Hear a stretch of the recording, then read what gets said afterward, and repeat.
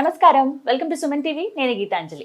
మే 12వ తారీఖు మహావైశాఖి పౌర్ణమి చాలా విశేషం అని చెప్తానండి. ప్రత్యేకించి ఆ రోజు పాటించవలసిన నియమాలేంటి, అలాగే ఏమైనా పరిహారాలు ఆ రోజు చేసుకుంటే మంచిదా? ఎందుకంటే వైశాఖ మాసంలో ఈ పౌర్ణమికి చాలా విశిష్టత ఉందని చెబుతారు. ఆ విశేషాలు తెలుసుకుందాం. వివరించేందుకు ప్రస్తుతం మనతో పాటు ఉన్నారు ప్రముఖ జ్యోతిష్యులు బ్రహ్మశ్రీ నందిబట్ల శ్రీహరి శర్మ గురువు గారు. వారితో మాట్లాడదాం.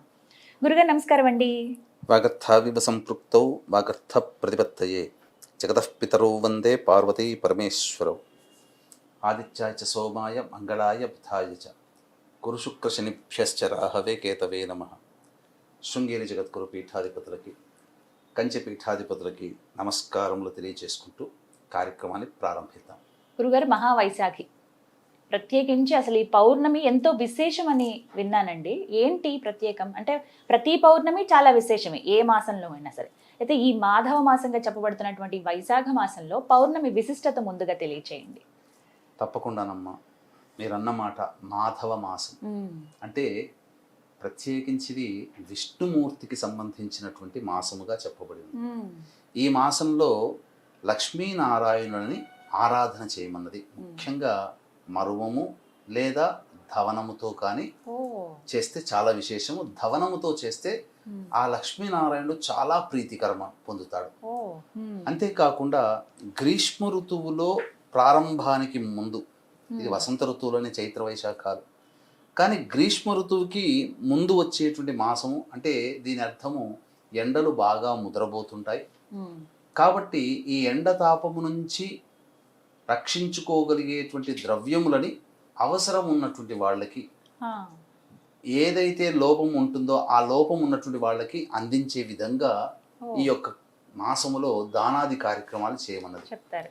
అందుకనే మీకు దానాది కార్యక్రమాలు చేసేటప్పుడు బ్రాహ్మణులకి కానీ అనాథలకి కానీ పట్టు వస్త్రములు దానం చేయాలి, లేదా కాటన్ వస్తువులు. ఎందుకు అనంటే ఎండ వేడి నుంచి ఈ యొక్క వస్త్రములు కాపాడుకోగలదు, అంటే శరీరం మనసు కాస్త ఆనందంగా ఉంటుంది. ఇక రెండవది గంధము దానం చెయ్యాలి.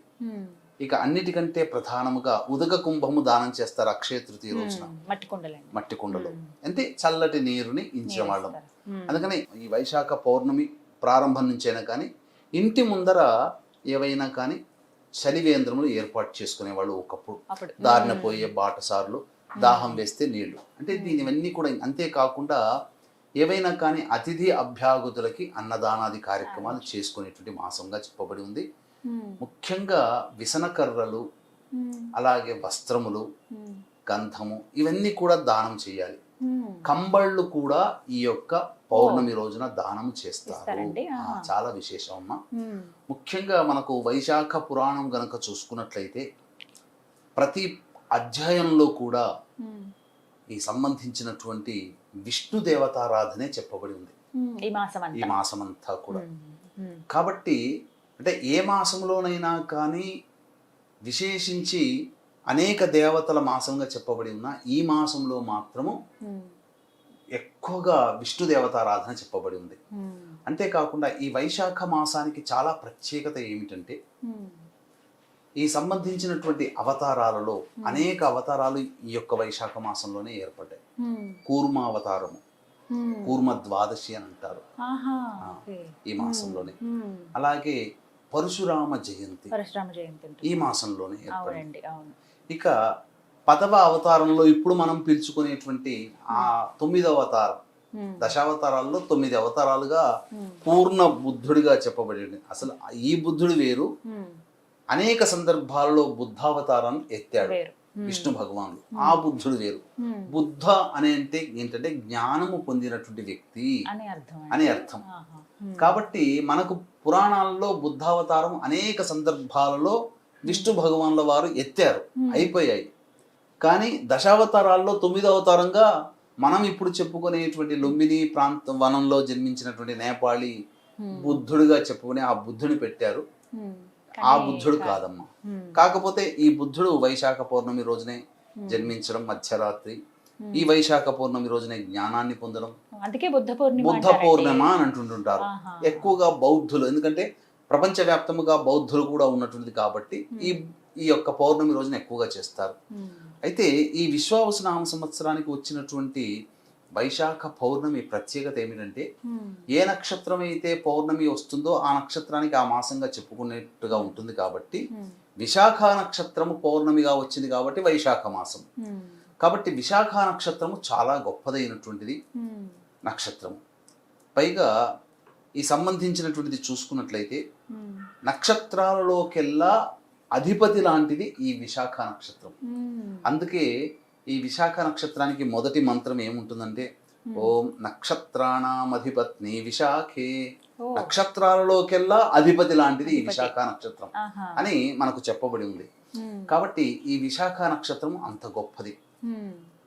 కాబట్టి విశాఖ నక్షత్రము పౌర్ణమి కలిసినటువంటి రోజున చాలా విశేషముగా అమ్మవారి ఆరాధన చేయాలమ్మా ఆ రోజండి.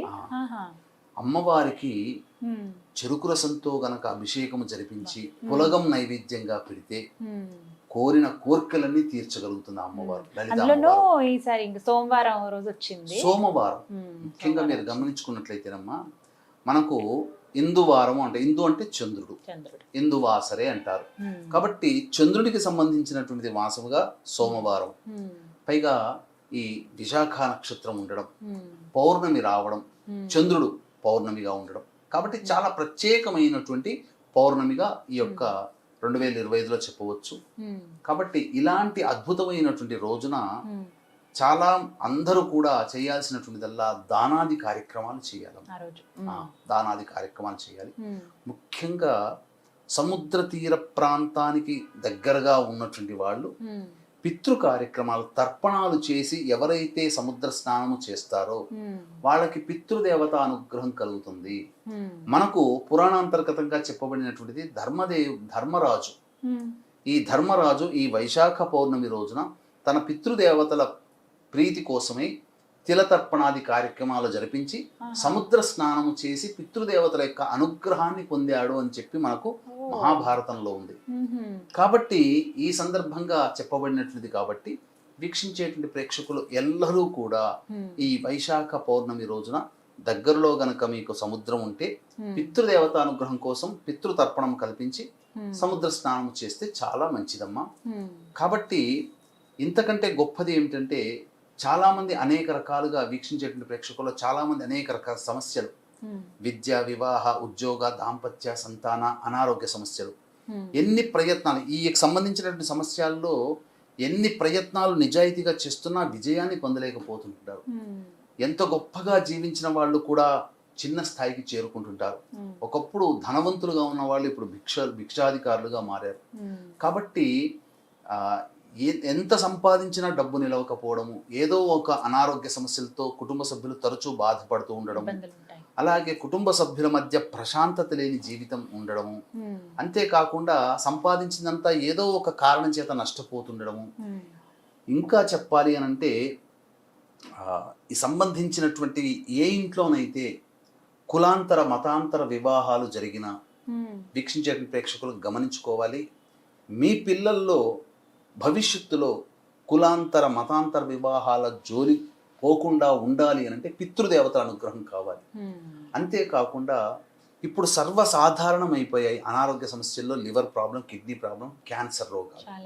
కాబట్టి ఈ సంబంధించినటువంటి సమస్యలతో ఎవరైనా కుటుంబ సభ్యులు చనిపోయినా లేదా ఈ సమస్యలతో కుటుంబ సభ్యులు బాధపడుతూ ఉంటే పితృదేవతల యొక్క ఆగ్రహం వల్ల ఈ యొక్క సమస్యలు, ఈ సంబంధించినటువంటి కులాంతర మతాంతర వివాహాలు లేదా 60 సంవత్సరాల లోపల ఏ విధంగానైనా కానీ చనిపోతూ ఉంటుంటారు. అటువంటి వాళ్ళు ఈ సందర్భంగా పిండ ప్రదాన కార్యక్రమం పితృదేవత ప్రీతికి. కానీ ఈ సమస్యలు ఉన్నాయి అని అంటే పితృశాపాలు, స్త్రీ శాపాలు, గురు శాపాలు, సర్పశాపాలు, దైవ శాపాలు, ఈ 5 రకాల శాప ప్రభావాలు ఉన్నట్టు లెక్క. ఈ 5 రకాల శాప ప్రభావాల కోసమే ఈ సంబంధించినటువంటి పంచశాప నివృత్తి కార్యక్రమాలు చేయించుకోవాలమ్మా. ఇట్లాంటిది ఈ రోజునైతే ఎవరైనా కానీ ఆసక్తి ఉంటే ఈ పౌర్ణమి రోజున ఇటువంటి పంచశాప నివృత్తికి, ముఖ్యంగా పితృశాపము, స్త్రీ శాపము, సర్పశాపాల నివృత్తికి ఈ యొక్క సవివరమైనటువంటి విధానపూర్వకమైనటువంటి కార్యక్రమాన్ని నిర్వహించడం జరుగుతుంది. 11వ తారీఖు రోజున బయలుదేరి 12వ తారీఖు రోజున ఈ కార్యక్రమాన్ని చేయించడం జరుగుతుంది. అవకాశం ఉన్న వాళ్ళు ఈ కార్యక్రమంలో ఎవరైనా కానీ నమోదు చేసుకోవచ్చు. ముఖ్యంగా ఈ సంబంధించినటువంటి పితృశాపము, స్త్రీ శాపాలు తొలగుతాయి. ఇది ఒక ఆస్పెక్ట్. ఇక సాధారణమైనటువంటి సమస్యలు, ఉద్యోగ సమస్యలతో బాధపడుతున్నటువంటి వాళ్ళు, లలిత అమ్మవారికి కానీ విశేషముగా పరమేశ్వరునికి కానీ ఓ ఈ సంబంధించినటువంటి చెరుకు రసంతో ఈశ్వరుడికి అభిషేకము జరిపించి జిల్లేడు పుష్పాలతో కనుక ఈశ్వరునికి అర్చన చేసినట్లయితే ఉద్యోగ సమస్యలు తీరుతాయి. ఓ వివాహ సమస్యలతో ఎవరైనా బాధపడుతున్నట్లయితే పటిక బెల్లం దొరుకుతుందమ్మా. ఆ పటిక బెల్లం పొడిని కానీ మిశ్రిని కానీ బాగా దంచి ఆ పొడిని నీటిలో వేసి ఆ నీటితో కనుక అమ్మవారికి కానీ ఈశ్వరునికి కానీ అభిషేకం జరిపించి చక్కగా గన్నేరు పూలతో కానీ మల్లె పూలతో కానీ అర్చన చేసి గారెలు గనక నైవేద్యం గనక పెడుతున్నట్లయితే తప్పకుండా వివాహ సమస్యలు తీరుతాయి. ఇక ఈ పౌర్ణమి రోజున ఈశ్వరానుగ్రహం ఎంతటికీ కలగట్లేదు అనుకున్నటువంటి వాళ్ళు చక్కగా అన్నాన్ని గంజి వార్చాలి. కుక్కర్లో కాకుండా గంజి వార్చి అన్నాన్ని పూలుగా ఉంటుంది, కొద్దిగా గోరువెచ్చగా ఉండేంత వరకు ఆరబెట్టి అప్పుడు నమ్మకంతో కానీ లేదా పురుష సూక్తంతో కానీ లక్ష్మీ సూక్తంతో కానీ శివాయ నమః, కనీసం శివాయ నమః అంటూనైనా కానీ ఆ ఈశ్వరునికి కానీ అమ్మవారికి కానీ అభిషేకం జరిపించి తదనంతరం ధూపదీప నైవేద్యాలు ఇచ్చిన తర్వాత అమ్మవారికి కానీ అయ్యవారికి కానీ అన్నంతో అభిషేకం జరిపించిన తర్వాత ధూపదీప నైవేద్యాలు ఇచ్చిన తర్వాత ఆ అన్నాన్ని కుటుంబ సభ్యులు ప్రసాదంగా తీర్చుకోవచ్చు. లేదా చక్కగా ఆ యొక్క అన్నాన్ని తేనెతో కలిపి ఏదైనా పారుతున్నటువంటి నీటిలో గనక వేసినట్లయితే తప్పకుండా వాళ్ళ కుటుంబంలో సకల సౌభాగ్యాలు కలుగుతాయి. ధనపరమైన సమస్యలు కానీ కుటుంబ సమస్యలు కానీ కుటుంబ సభ్యుల మధ్య ఇబ్బందులు లేకపోవడం కానీ అవన్నీ కూడా తొలగిపోయి ఆనందంగా జీవిస్తారు అనడంలో ఏమాత్రం సందేహం లేదు. కాబట్టి ఇటువంటి వైశాఖ పౌర్ణమి రోజున ఈ విధంగా చేయాలి. ముఖ్యంగా ఇంతకుముందు చెప్పుకున్నాం, లక్ష్మీనారాయణుని కూడా అర్చన చేయాలి ఆ రోజున. అనగా వెంకటేశ్వర స్వామికి కానీ లేకపోతే నరసింహస్వామికి కానీ ఇలా అర్చన చేసి తదనంతరం పెరుగన్నాన్ని నైవేద్యంగా పెట్టాలి. ఇంకొక విశేషం ఏంటంటే అంతకన్నా ముందు రోజున నృసింహస్వామి జయంతి, 11వ తారీఖు వచ్చింది నరసింహస్వామి జయంతి. కాబట్టి నరసింహస్వామి ఆరాధన కూడా చేసినటువంటి వాళ్ళకి చాలా గొప్ప మేలు జరుగుతుంది.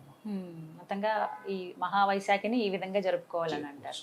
చక్కగా వివరించారు గురుగారు, ధన్యవాదాలండి. సర్వం శ్రీ ఉమామహేశ్వర పరబ్రహ్మార్పణమస్తు.